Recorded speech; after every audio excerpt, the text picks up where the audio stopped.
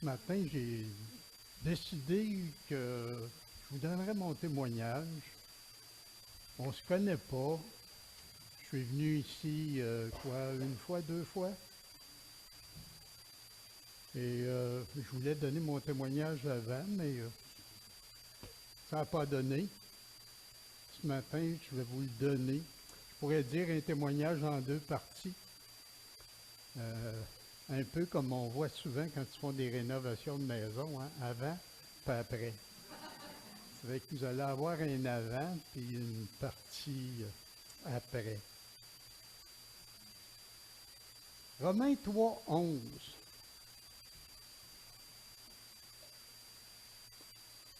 Vous connaissez les livres pour les nuls, hein? C'est tellement commun, hein? Des recettes pour les nuls. Le choix d'Internet pour les nuls. Windows pour les nuls. Ben, dans la Bible, il disait bien avant. Romains 3, 11. Nul ne cherche Dieu. Quand j'ai vu ce verset-là, après ma conversion, je me disais, c'est un verset qui me caractérise, même si je déteste de me faire dire que je suis nul. Nul ne cherche Dieu. Ça caractérise ma vie avant ma connaissance de Dieu. Dieu, c'était quelque chose qui appartenait, je dirais, plus à mes parents qu'à moi. J'ai été élevé dans leur système religieux avec une multitude de rituels qui nous tombaient sur les nerfs, nous les enfants. Mais on n'avait pas le choix. Je ne sais pas s'il y en a ici qui se rappellent de ça. La prière à la radio à 7 heures. Hein? À tous les soirs, la prière à la radio à 7 heures. T'arrêtes nos jeux dans la rue pour aller faire la prière. Ah! Ça, c'est sans compter mois de mai avec les parades dans la rue. Des fois, c'était celle du Sacré-Cœur, l'autre fois, c'était Marie. Ah, plus les temps dans l'Église. La confession, le premier vendredi du mois avec toute l'école.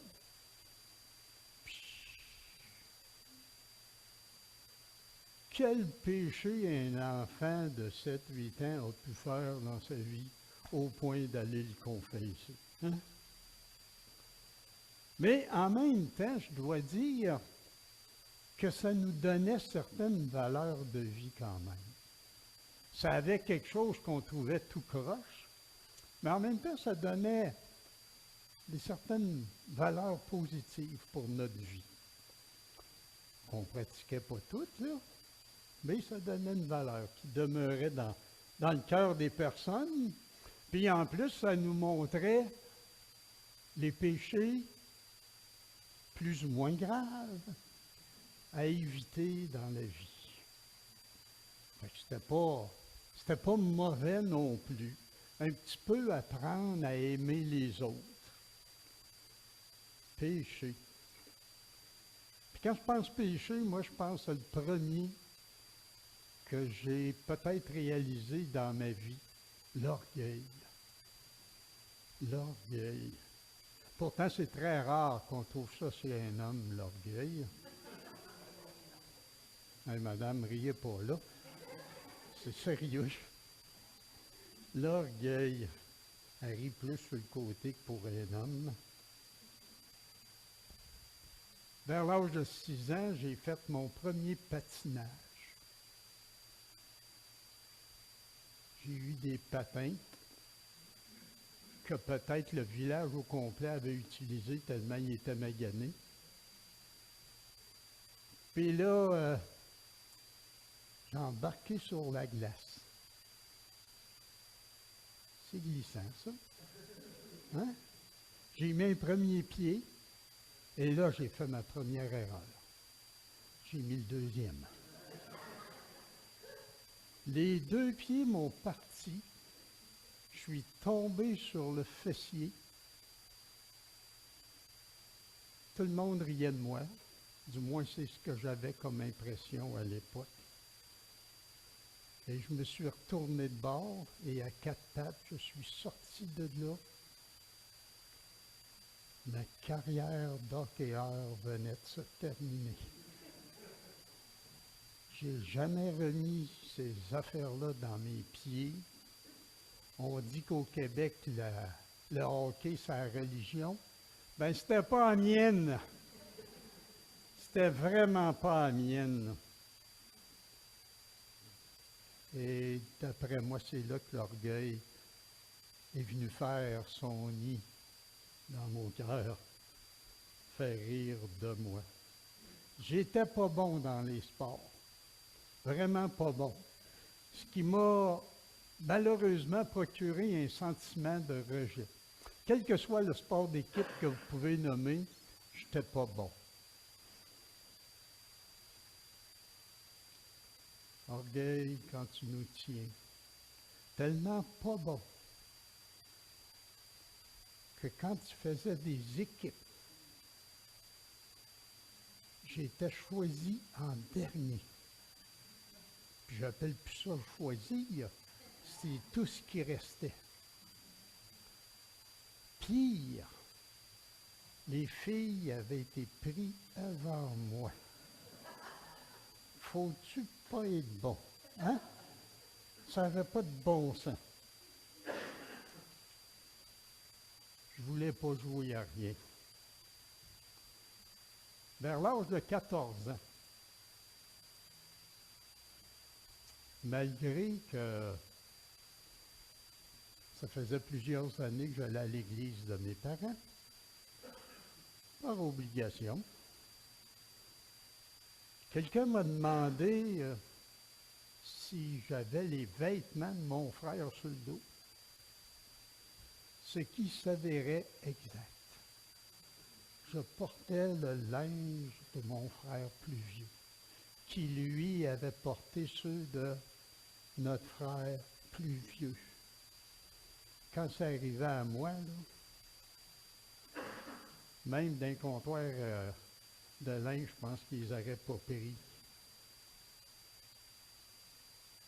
L'orgueil a fait 2 nœuds dans ma gorge, humilié devant les autres. Et je me suis acheté des vêtements, moi. Dans le temps, je plantais aux quilles. Hein, ceux qui connaissent ça, des planteurs de quilles, quand j'étais jeune, c'était pas automatique. Ça prenait des petits clins en arrière pour aller mettre ça.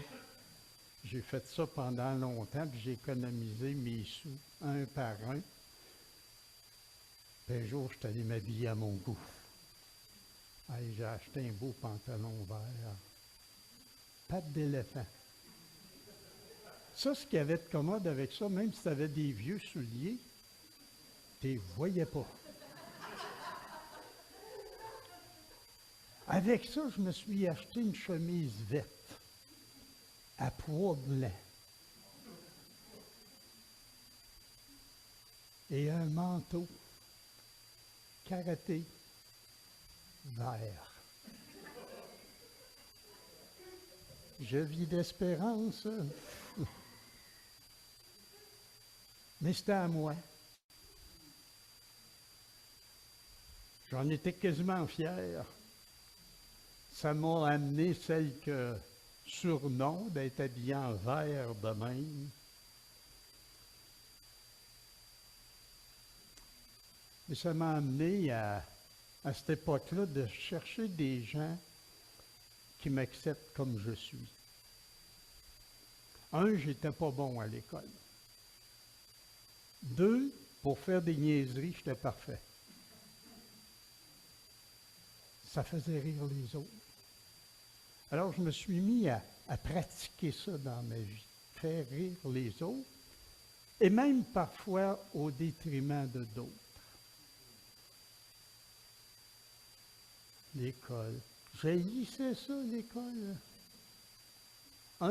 J'ai un problème, je me rappelle même pas le mot, mais quand j'écris des lettres, il y a les lettres, je les modifie. J'écris vite, là, je modifie mes lettres, puis si je vérifie pas après, là. Pour vous donner un exemple, je peux écrire un D, puis ça ressemble à un C puis un L. Mes A puis mes O, je les écris pareil, si je ne suis pas attentif, là. Moi, quand je me relis, des fois, je me vois et je me dis, ça se peut pas. Ça prenait des gens qui m'acceptaient comme je suis. Au niveau de la 8e année, aujourd'hui, la 8e année, je pense que c'est secondaire 1. Je me rappelle, mon père disait que c'était important l'école. Après ça, ils ont dit que c'était secondaire. En tout cas, 8e année, mon idéal, c'était d'avoir du fun. Mes notes, pas intéressé. C'était pas dans moi. Quand je faisais des dictées, dans le temps, il y avait ça, des dictées. Les jeunes ne connaissent plus ça, des dictées. J'ai vu des fois recevoir ma feuille avec des traits rouges. Puis l'autre moitié, il n'avait pas de traits rouges parce que le prof avait arrêté de compter les notes. J'étais rendu déjà à 0 dans le milieu de la dictée. J'ai doublé, j'aurais pu tripler, mais j'ai fait des cours d'été. Puis à un moment donné, à l'âge de 17 ans, l'école, c'est pas pour moi, j'ai joint la marine. Si tu veux faire un homme de toi qui disait, hein, j'ai fait mes bagages, puis j'ai laissé la religion chez mes parents. La religion n'avait pas changé mon orgueil, puis en même temps, la religion n'avait pas de place dans ma vie. Rien à faire avec la religion. J'ai fait 3 ans de marine et 2 ans avec la garde côtière. J'aimais beaucoup la navigation, aller d'un bord et de l'autre. Pensez-y un petit peu. Mon seul idéal, c'était vraiment le plaisir. Mais la marine avait un problème. J'ai déjà été parti du Québec pendant plus d'1 an, sans revenir au Québec, au Canada, 1 an de temps. J'ai vu des gens mariés dans la marine et j'ai vu aussi les escapades d'un bord puis de l'autre, autant chez les hommes que les femmes. J'ai décidé d'arrêter les forces en couple. Pour moi, être en couple, c'était quelque chose de normal, mais d'avoir une conjointe qui est installée à la maison avec les enfants pendant que toi, tu navigues, pour moi, c'était pas normal. Mais quand je suis sorti de la marine, ça prenait un secondaire 5 pour pouvoir avoir une job. Tout le monde me demandait mon secondaire 5. Avec mon équivalent d'un secondaire 3 pas fini, retour à l'école que je haïssais. Mais l'école, c'est pas complètement négatif. Ça a des bonnes choses. Moi, quand j'allais à l'école, quand j'étais jeune, nous autres, on était ici, mettons, là, dans le bloc, puis les filles, c'était l'autre bord de la rue. Il y avait une clôture juste à notre porte ici, puis une clôture à l'autre porte là-bas. Tu ne pouvais pas dire, moi, il touchait à la main à travers les clôtures parce que tu avais quasiment 50-60 pieds entre les deux clôtures. Là. Il fallait que tu aies les mains longues en colline pour... Et on ne prenait pas les mêmes autobus quand on revenait chez soi. Ben là, il y avait des filles. C'est pas beau, toi? Puis c'est là que j'ai rencontré ma future. Je ne savais pas que ça deviendrait ma future à ce moment-là. Puis elle non plus, elle ne savait pas. Je la voyais régulièrement. Elle était à école de jour avec les adultes. Moi, j'étais à école de soir. Mais on avait un petit décalage comme le café ici. Fait qu'on se voyait là. Puis quand je dis se voyait là, c'était de loin. Un jour, j'ai pris mon courage à deux mains. Un gars décidé, là. Hein? On ne laissera pas ça là de même. Je suis allé lui parler 6 mois plus tard. Je l'ai invité. Elle a accepté. Ça va faire 55 ans bientôt, là. À ce moment, mon idéal était une famille unie. Chez nous, la famille était unie. On se chicanait, on se tiraillait, mais on aimait ça, se tirailler. On avait une bonne relation dans la famille.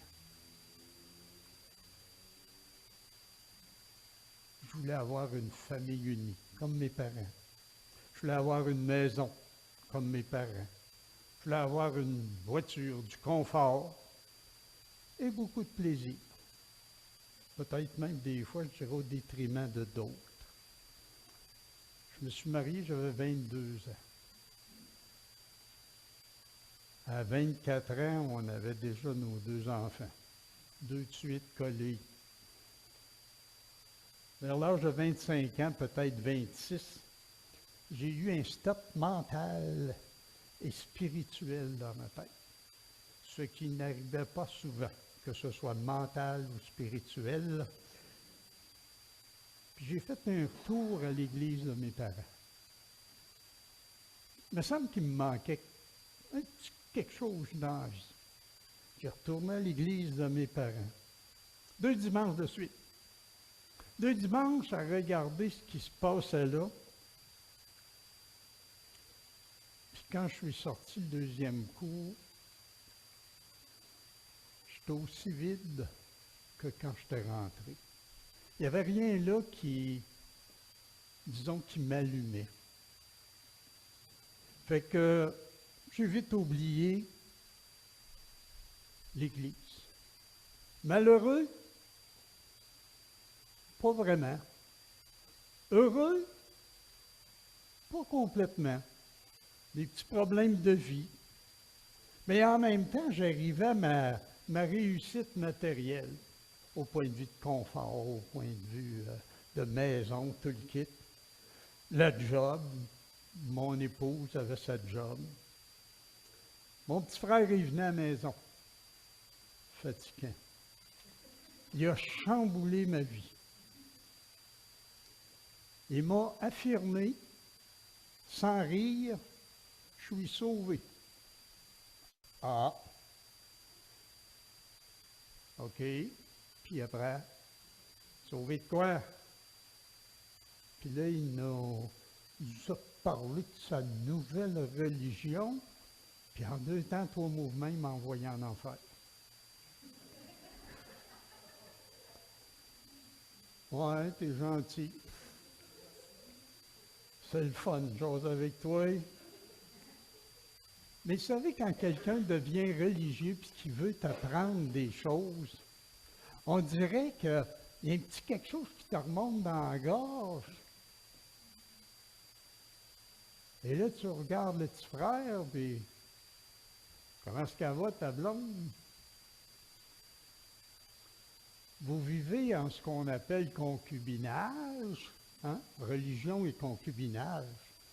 Ça a l'air que ça se mixe pas bien, bien. Quoique, tu vis avec, tu n'es pas marié. Puis tu viens me parler de ton sauveur. C'est là qu'il nous a annoncé qu'il se mariait, qu'il mettait sa vie en règle. Mais pas n'importe où, dans une église baptiste évangélique. Au point que ma mère, elle a appelé notre cousin qui était curé. Si on avait le droit de rentrer là.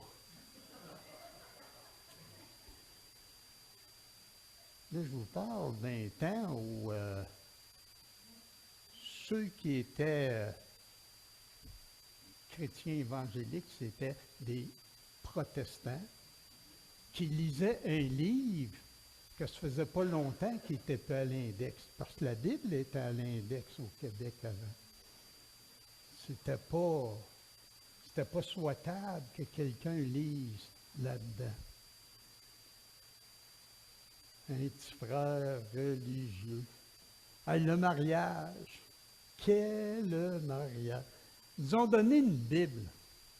Ben, ils disaient qu'on va vous donner une Bible. C'est pas tout à fait celle-là, là, parce que. Mais c'était une pareille à ça. Moi, je trouvais ça drôle quand on m'a donné ça en me disant que c'était une Bible. Ma mère avait une Bible à la maison. Mon sac n'était même pas capable de la contenir parce qu'il n'était pas assez gros. Il était gros, sa Bible. Il y avait les images, hein? Je ne sais pas qui a pris photo de la crucifixion, là. Il y avait toutes les images de tout ça dedans.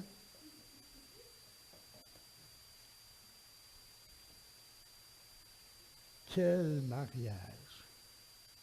Quel mariage! Il y a une dame âgée qui est venue s'asseoir à notre table pour parler de Dieu.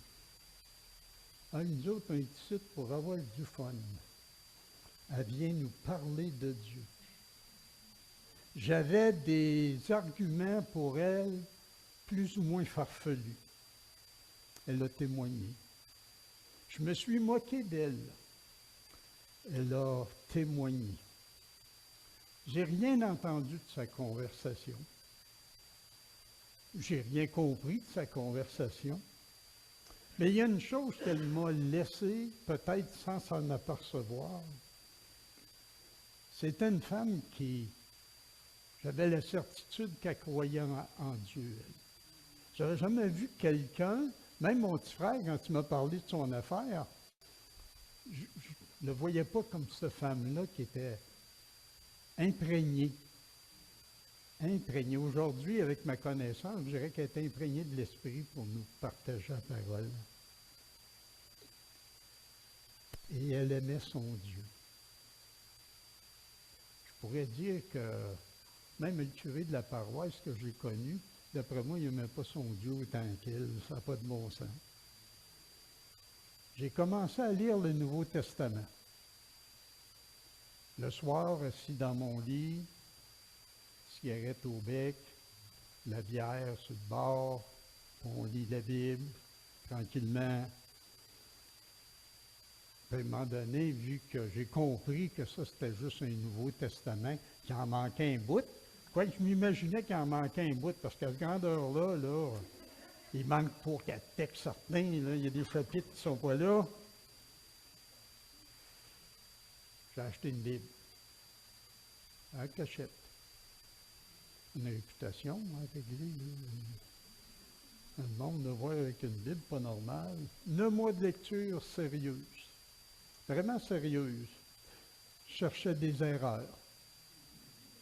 Un livre écrit par des hommes. Qui dit homme dit erreur, ça inclut les femmes. J'ai trouvé des erreurs dans la Bible. Les miennes.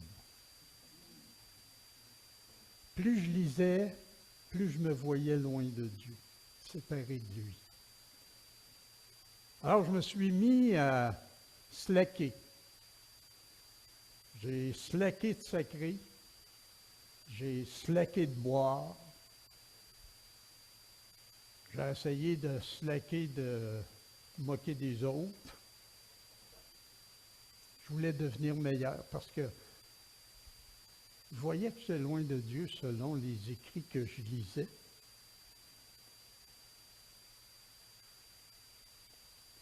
Un jour, il y a un ouvrier qui est venu chez nous. Et j'ai expliqué que je voulais devenir meilleur pour la rencontre de Dieu peut-être un jour. Je ne sais pas si un jour, moi, être capable de vraiment être meilleur puis qu'il va m'accepter. Et c'est là qu'il m'a sorti un verset qui parlait encore de moi. Romains 3:20. Nul ne sera justifié par ses œuvres. Romains 3:20. La Bible a été écrite pour les nuls. Tous ont péché et sont privés de la gloire de Dieu. Je regardais dans mon Nouveau Testament, je regardais dans une Bible plus grosse que j'avais achetée, et je regardais aussi dans l'église de mes parents. Eux autres, ils l'avaient, la Bible. Et d'après moi, là, c'était à peu près ça d'eau, puis ça de large. Un petit peu plus pesante, puis ça aurait pris une winch pour la tourner les pages. Non, c'était gros, là, tu sais. Même chose. Toujours les mêmes textes. Quelle que soit la Bible que je prenais, c'était toujours les mêmes textes. Parfois avec des mots un peu différents, mais toujours avec le même sens. Et c'est là qu'il m'a expliqué, cet homme-là, c'est pas en diminuant, slacker. Moi, j'aime mieux le mot slacker, mais lui, il parlait bien. C'est pas en diminuant, mais c'est en confiant ta vie à Jésus-Christ. Jean 3,16. Car Dieu t'a tant aimé qu'il a donné son Fils unique, afin que si tu crois en lui, tu ne périsses point, mais que tu aies la vie éternelle.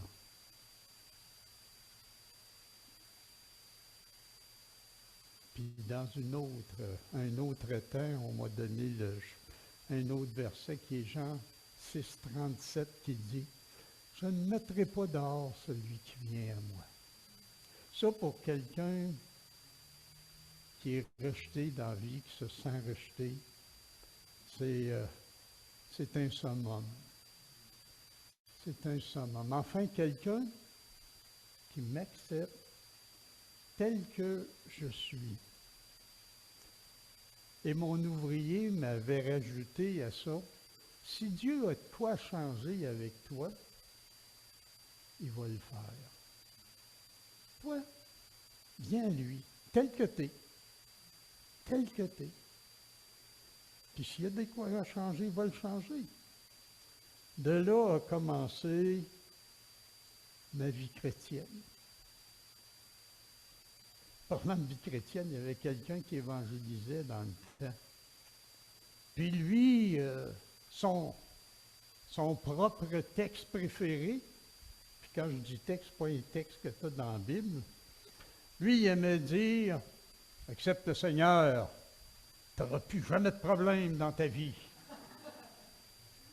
Tu n'auras plus jamais. » Pour moi, ce fut plus de problèmes. J'ai rajouté un S, moi, il n'y a plus jamais. Tu auras plus de problèmes. Parce qu'avant, dans le fond, les problèmes, je ne les réalisais pas. Je passais juste par-dessus, puis ça ne me dérangeait pas. Plus de problèmes. J'ai perdu ma job pas longtemps après ma conversion. Alors j'avais dit à mon boss, je refuse de travailler au noir. C'est fini de travailler au noir. Il m'a traité de baveux, puis il m'a mis dehors. Ça a tombé en même temps que le taux d'intérêt au début des années 80 a doublé et un peu plus. J'ai perdu ma maison. J'ai même perdu des bouts de doigts. tout dans le même temps. Ma mère a dit, c'est parce que je changeais de religion.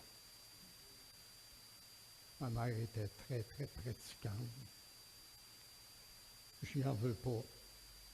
Malgré quelques larmes, à cette époque-là, quand tout se démolissait dans ma vie, j'étais pas amer. J'avais même pas un sentiment de rejet.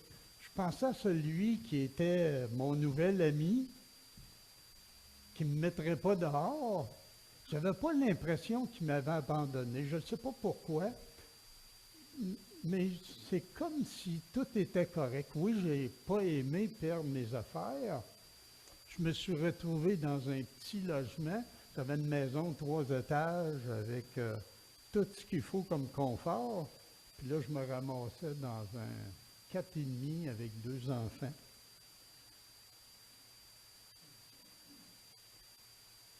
On a commencé à aller à l'église dimanche matin, dimanche soir, mercredi soir, pour un gars pas religieux, là. Ça fait pas mal de stock, sans compter des fois qu'il y avait des réunions de couple, des réunions d'hommes. Je passais plus de temps à l'église que couché chez nous. Puis en peu de temps, j'étais dans une petite église, j'ai hérité de la trésorerie. J'ai fait du ménage de temps en temps dans le bâtiment. J'ai pelleté un petit peu l'entrée l'hiver. Puis un jour, M. Gazdic, qui était pasteur d'une autre église, est venu faire un message dans l'église où j'étais sur Romains 12, 1 et 2. S'offrir soi-même comme don, c'est le minimum à faire. S'offrir soi-même. C'est là que j'ai réalisé que notre pasteur était seul. À faire pratiquement tout le temps. Même des fois, c'était lui qui pelletait l'entrée. C'était lui qui faisait la musique. Pas grand-chose qu'il ne faisait pas. Il n'y avait pas le confessionnal parce qu'on pouvait le faire direct à Dieu. C'était le fun.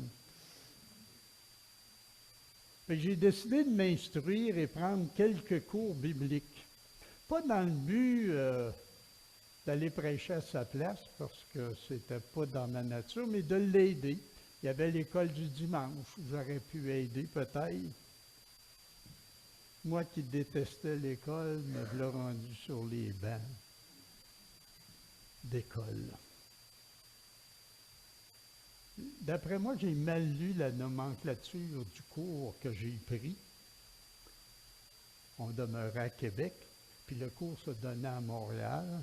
Ça fait que en plus, c'était M. Gazdic qui donnait le cours. Je me suis retrouvé là-bas à Montréal avec une douzaine de pasteurs sur un cours de prédication. Moi, je connaissais peut-être 3 versets comme il faut. Je ne les avais jamais prêchés. Le problème, c'est pas d'argent, pas d'auto. Je suis à Montréal. Puis M. Gazdic revient à Québec juste mais qu'il a fini de donner son cours. Il a été pogné pour rester là pendant toute la semaine. À un moment donné, chacun passait puis il donnait une petite prédication de 15 minutes maximum. Je n'ai pas dépassé son 15 minutes. Je pense que j'avais fait à peu près 5 minutes. J'avais tout dit ce que j'avais à dire pour toute ma vie sur les choses bibliques. En allant me rasseoir, il y avait quelques sourires dans la place. Puis dans ma tête, ça disait « Souriez tant que vous voulez, c'est mon dernier. » Et il n'y aura plus jamais de ça. Mais d'aider le pasteur était toujours dans ma tête. J'ai décidé de suivre un petit peu plus de cours pour m'aider. Parce qu'on m'a expliqué, tu n'étais pas sur le bon cours. Tu n'avais pas d'affaires dans ce cours-là. Je ne comprends pas pourquoi ils t'ont laissé venir avec ton bagage qui était à zéro. C'était pas ta place. Parfaitement d'accord. J'ai suivi les cours, j'ai fait l'année préparatoire. Puis là, j'ai réalisé qu'au Québec, il manquait d'ouvriers. Plusieurs églises étaient sans ouvriers. Ça fait que mon année préparatoire a été changée pour 5 ans d'études pour finir avec un bac en théologie. J'ai été impliqué avec la jeunesse. J'ai été concierge du bâtiment. J'ai fait la direction de culte à quelques reprises. On était dans une église de 500 à Québec dans ce temps-là. Ah, ça, j'aimais ça. J'étais concierge dans ce bâtiment-là. Tu dirigeais les cantiques, là, mais tu faisais juste lever ta main même. Le monde se levait debout. Tu baissais la main comme ça, le monde s'assoyait. Le contrôle sur 500 personnes.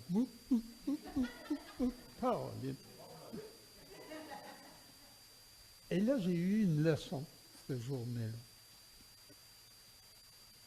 La première fois que j'ai eu à faire la direction des cantiques. En arrivant en arrière, il y a quelqu'un qui est venu me voir. Et il dit, mon fils a été malade dans le passage. C'était moi le concierge. Il m'a ramené à mon rang. Je ne me suis pas senti humilié de faire ça, mais ça me dit, il faut rester terre à terre. Quel que soit le rôle que tu peux avoir, rester terre à terre. Tu n'es pas plus que les autres. Tu n'es pas moins non plus, mais tu n'es pas plus que les autres. Un jour, l'église d'Asbestos m'a offert un poste pour remplacer le pasteur pendant l'été. 6 semaines. Quelle décision j'ai prise à ce moment-là, en jasant avec mon épouse. On a décidé, on remet tout ça dans les mains de Dieu, puis on s'en va de Québec, on s'en va à Asbestos. Puis après notre 6 semaines, on verra. On était tous les deux d'accord pour ça. Hein? Où tu iras, j'irai. Viens-t'en, ma femme, on s'en va. Le bloc où on demeurait à ce moment-là a été vendu. Il y a un homme qui vient cogner à notre porte, je ne le connais pas, c'était le nouveau propriétaire. Il voulait avoir mon logement. Alors, il m'a offert un montant pour que je quitte. Montant qui faisait mon affaire, parce que je n'avais pas vraiment bien d'argent. Les études, ça coûte assez cher, les 5 ans, là. Ça tombait juste bien ce qu'il m'offrait. C'est vrai qu'on a pris nos affaires, on a tout mis ça dans un grand locker quelque part, puis on s'est en allé à Asbestos pour 6 semaines. 6 semaines. Décision folle pour certains. Décision dans les mains de Dieu. Puis de toute façon, je n'aurais pas à me plaindre. On m'a offert 100 piastres par semaine avec 2 adolescents à la maison. Et la petite maison qui servait d'école du dimanche, on me la laissait pendant l'été. Pour le temps du 6 semaines. Ça fait que une mort de rire avec ça. Hein? Décision folle? Peut-être. Quand je suis arrivé à Asbestos, on avait à peu près une assistance de plus ou moins 60 personnes. Après 13 ans de ministère-là, on avait une moyenne d'à peu près 130 plus ou moins de personnes. On m'a donné au début, on avait augmenté mon salaire à 125 piastres. puis il y a quelqu'un de l'Église qui m'avait prêté une maison. Maison, c'est un gros mot. Quand je suis rentré là, puis j'ai vu la maison, ma femme est en arrière de moi, ça fait que je ne vois pas la face. Mais moi, je vois la mienne dans ma tête quand je vois l'état de la maison. Quand je suis sorti de là, je me suis assis dans le char. Ce que j'avais en tête, c'est que même Carole, ce soir, va dire « Trouve d'autres choses, je ne rentre pas là. » Juste pour vous donner une idée, on a vidé 3 trucks de vidange de la maison. Il y avait une place que le ciment dans le sous-sol, on pouvait le gratter, puis il relevait en petites feuilles, dans petites couches. On a su par après qu'il gardait les canards en bas. Ce qui relevait, là, c'était les restants de canards. La femme, quand elle est rentrée dans le char, elle dit avec un peu de ménage, quelques réparations, on peut être correct. Je ne l'ai pas estimé. T'as pas le temps, là? Ouais, on a resté là. On a remonté à la maison. On l'a même acheté. Quand quelqu'un venait nous voir à Asbestos, je disais, quand vous traversez le petit pont à Danville, première maison à droite qui est penchée. C'est là. Je ne donnais même pas le numéro de porte, il n'y avait personne qui se trompait. Juste pour vous donner une idée, la toiture, entre les 2 pointes, il y avait 1,5 pied de dénivellation, puis c'était pas normal. 13 ans là, la maison, on l'a réaménagée. On l'a vendu pas mal plus cher que ce qu'on avait payé.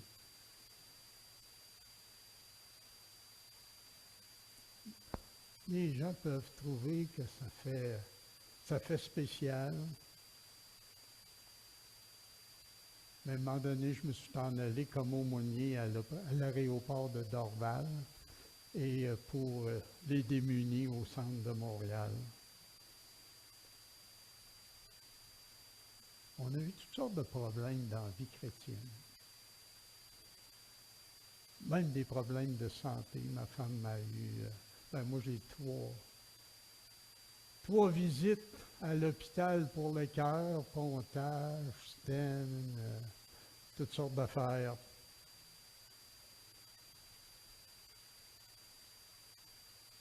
Dans le psaume 42,6, dans une des versions que j'ai vues, ça dit ceci. « Pourquoi broyer du noir, ô mon âme? Pourquoi ces gémissements? Espère en Dieu, loue-le encore. Remerciez-le en tout temps, autant dans la joie que dans la peine. Pourquoi t'abattu mon âme? » Les problèmes sont éphémères. À un moment donné, il n'y en aura plus. Non, ce n'est pas toujours facile la vie chrétienne. Oui, j'ai tout perdu matériellement quand je suis venu au Seigneur. J'oserais dire que le Seigneur m'a laissé mon épouse et mes 2 adolescents pour ma sanctification, je suppose. Il m'a redonné au centuple ce que j'avais perdu.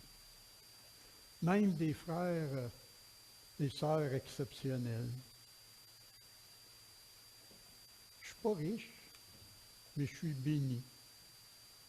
Et en plus, il m'a laissé un trésor énorme pour le temps que je suis sur cette terre. La certitude de la vie éternelle. 1 Jean 5,13.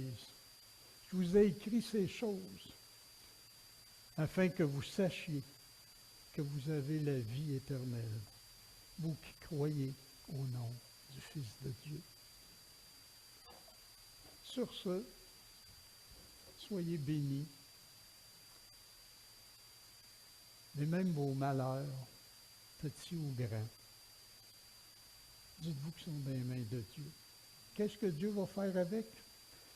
Ma femme s'est déjà retrouvée à l'hôpital pendant plusieurs semaines, pour ne pas dire mois, paralysée en partie. Il a fallu qu'elle apprenne à remarcher, à parler, toutes sortes de choses.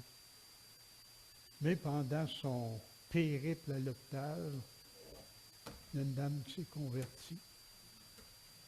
Ce qu'il y avait de le fun, c'est que cette dame-là glissait les baptistes.